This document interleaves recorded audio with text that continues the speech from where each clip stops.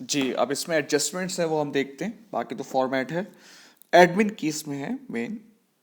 तो सबसे पहले एडमिन एक्सपेंस आपको दिया हुआ कितना है, 205,000। ठीक है भाई। अब वो कह रहा है all annual depreciation is to be charge to the admin. सही है ना। बिल्डिंग का है 2%, और लैंड जो है वो कितनी है, 135 है और रिवैल्यू हुई है। तो इसका मतलब क्या है, पहले लैंड एंड बिल्डिंग में से मैं लैंड को काटूंगा, जो कि कितनी है लैंड, 135,000, और जो बचेगा उस पर मैं 2% स्ट्रेट लाइन मेथड लगा दूंगा, जो कि आ रहा है 1000। तो ये बिल्डिंग का आपका डेप्रिसिएशन हो गया 1000। फिर उसने क्या बोला है, प्लांट एंड इक्विपमेंट का है आरबीएम। आरबीएम में क्या होगा, प्लांट का 204 में से आप ये माइनस करेंगे 94,000, और जो भी आंसर आएगा उसका आप 10% ले लेंगे, जो कि आ रहा है 11,000। प्लांट का डेप्रिसिएशन आ रहा है 11,000। ठीक है। फिर वो कह रहा है बैड डेट हुआ है, और ये प्रोविजन जो है वो कहाँ चार्ज होगा, एडमिन में। तो इसका मतलब है बैड डेट भी एडमिन में चार्ज होगा। बैड डेट कितना हुआ है, 9,000। अच्छा, मेकअप प्रोविजन है, इसका मतलब क्या है, प्रोविजन पहली दफ़ा आ रहा है तो वो इंक्रीज होगा, जो कि आपका एक्सपेंस होता है। ट्रेड रिसीवेबल कितने हैं, ट्रेड रिसीवेबल है, किधर गए, ये रे ट्रेड रिसीवेबल है। 109,000 में से आप 9,000 माइनस करेंगे क्योंकि बैड डेट हुआ है, और प्रोविजन लगा देंगे 3%, तो ये आ रहा है आपका 3,000। तो ये एडमिन आपकी हो जाएगी 229,000। बाकी सब फॉर्मेट है। ठीक है।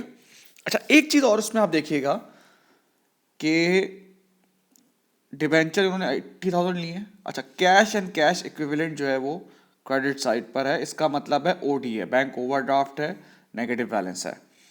और एक और चीज इसमें आप देख लें कि इंटरेस्ट पे जो है वो कितना है, 13,000।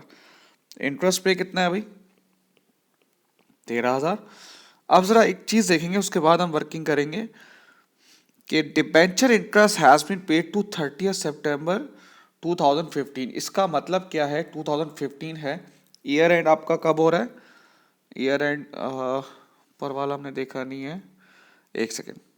ईयर एंड हो रहा है आपका दिसंबर में, तो सितंबर तक पे किया है, तो अक्टूबर नवंबर दिसंबर 3 महीने का आपको मजीद जिसे कहते हैं पे करना पड़ेगा। तो कर दें भाई, 80,000 का 5% इंटू 3/12, तो ये आ रहा है 1000। तो जो इंटरेस्ट फाइनेंस कॉस्ट है वो आपके पास आ जाएगी 14,000। ठीक है भाई।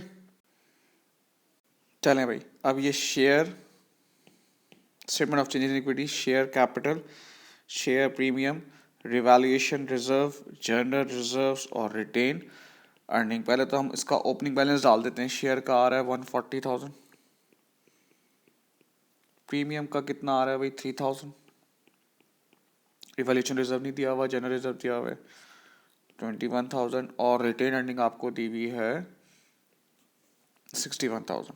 तो आएगा भाई प्रॉफिट फॉर द ईयर जो हम निकाल चुके हैं 71,000। अब उसने बोला है रिवैल्यूएशन हुई है, कितनी रिवैल्यूएशन है, ये 135 से 150 हुई है, तो इसका मतलब है 15,000 से एसेट की वैल्यू बढ़ गई है। उसके बाद इसने कहा है कि बोनस इशू हुआ है। बोनस इशू हुआ है on the basis of 1 ordinary share for every 20 ordinary shares. अब सबसे पहले मुझे नंबर ऑफ शेयर्स निकालने पड़ेंगे, मैं यहाँ पे कर रहा हूँ। 1,40,000 शेयर्स हैं, एक शेयर की वैल्यू है 0.5, तो मैं डिवाइड करूंगा तो मेरे पास नंबर ऑफ शेयर आ जाएंगे 2,80,000।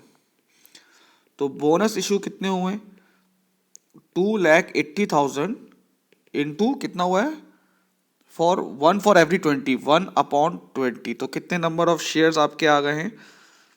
जो भी आएगा उसको हम पार वैल्यू से मल्टीप्लाई कर देंगे, तो ये बन रहा है आपका 7,000। तो ये 7,000 ये रहा। अब इसको एडजस्ट कहाँ से करना है, आप इसको यहाँ से भी एडजस्ट कर सकते हैं और यहाँ से भी एडजस्ट कर सकते हैं। तो मैं यहाँ पे से एडजस्ट कर रहा हूँ, 3,000 यहाँ से ले लिया और 12,000 यहाँ से ले लिया। सॉरी 12,000 कह रहा हूँ, 4,000।